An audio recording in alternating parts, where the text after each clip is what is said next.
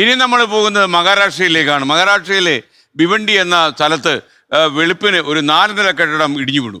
വാർത്തയിലൊക്കെ നിങ്ങൾ കണ്ടു കാണും. അതാണ്ട് 38 പേര് മരിച്ച സംഭവമായിരുന്നു അത്. അതിൽ അത്ഭുതകരമായി രക്ഷപ്പെട്ട ഒരാളുണ്ട്.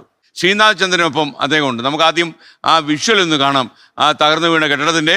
അത് കഴിഞ്ഞ് നമുക്ക് അദ്ദേഹം എങ്ങനെ രക്ഷപ്പെട്ടു എന്നുള്ളത് അദ്ദേഹം ഹിന്ദി പറയും, നമ്മുടെ പ്രതിനിധി അത് മലയാളത്തിൽ ആക്കിത്തരും.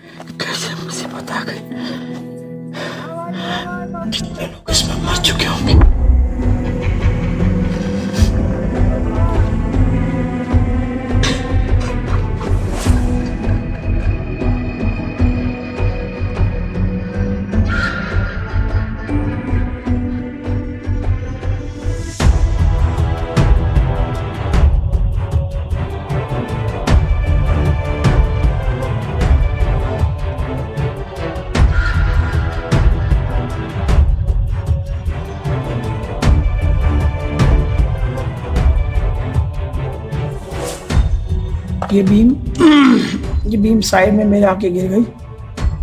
मेरा पैर 1 घंटा पहले 2 घंटा पहले तकरीबन अंदर दबा हुआ था. ये भाई मैं इतने तंग एरिया के अंदर फंसा हुआ था.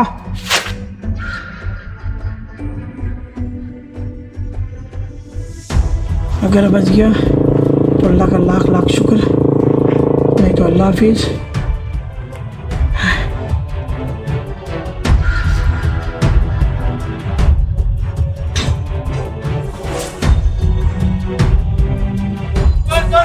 डरना नहीं.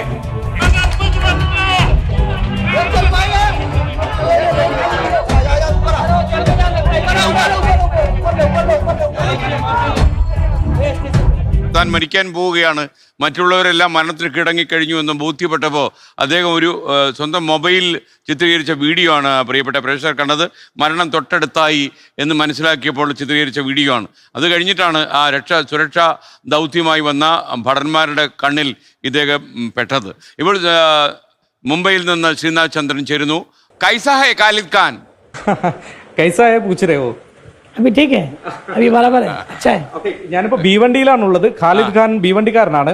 അദ്ദേഹം കഴിഞ്ഞ ഒരു 5 വർഷം മുമ്പ് ഒരു പുലർച്ചെ ഏതാണ്ട് 3 മണിയോടെയാണ് ഈ കെട്ടിടം തകർന്നു വീഴുന്നത്. 4 നില കെട്ടിടമായിരുന്നു.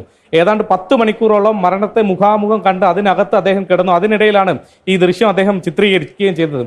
भाई ये जो वीडियो शूट किया तभी मन में क्या था?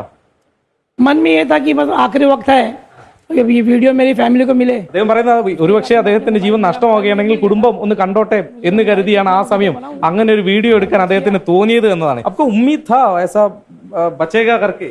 बस इतना उम्मीद था ऊपर वाले से, अल्लाह ताला. അദ്ദേഹം പറയുന്നത് ഒരു ഖബറിനുള്ളിൽ എങ്ങനെയാണോ ഒരു മനുഷ്യൻ പെട്ടുപോയാൽ എങ്ങനെ ഉണ്ടാകും, മുഴുവൻ ഇരുട്ട്, മണ്ണ്, അങ്ങനെയുള്ള ഒരു അവസ്ഥയിലാണ് മണിക്കൂറുകളോളം അതിനുള്ളിൽ കിടന്നത്. ഒരു ബീം ഉണ്ടായിരുന്നു. ആ ബീം ഉള്ളത് കൊണ്ട് മാത്രമാണ് അദ്ദേഹം രക്ഷപ്പെട്ടത്, അദ്ദേഹത്തിന് ജീവൻ നഷ്ടമാവാത്തത് എന്ന് അദ്ദേഹം പറയുന്നു. ബാദ്മേ ആപ് ചില്ലായ?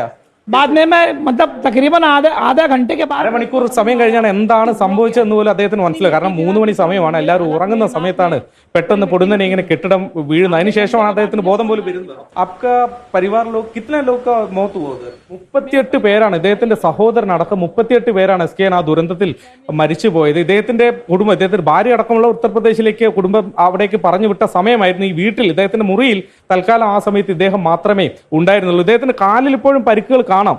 ആ സമയത്ത് ഉണ്ടായ പരിക്കുകൾ ഈ 5 വർഷം മുമ്പത്തെ പരിക്കാണ്. ഇപ്പോഴും അതുപോലെ അതിന്റെ പാടുകൾ നമുക്ക് കാണാം. എന്നാൽ പോലും ജീവൻ രക്ഷപ്പെട്ടു എന്ന് പറയുന്നത് ഇത്ര മണിക്കൂർ ഇതിനകത്ത് മരണത്തെ മുഖാമുഖം കണ്ടാണ് അദ്ദേഹം ഇരുന്നത്. ഒരുപക്ഷെ JCB ഒക്കെ മണ്ണ് മാറ്റുന്ന സമയമാണ്. അപ്പോഴൊക്കെ ഒരുപക്ഷെ കൂടുതൽ ഈ ഭീമും മറ്റുമൊക്കെ അദ്ദേഹത്തിന്റെ മുകളിലേക്ക് വീഴാൻ സാധ്യതയുണ്ട്.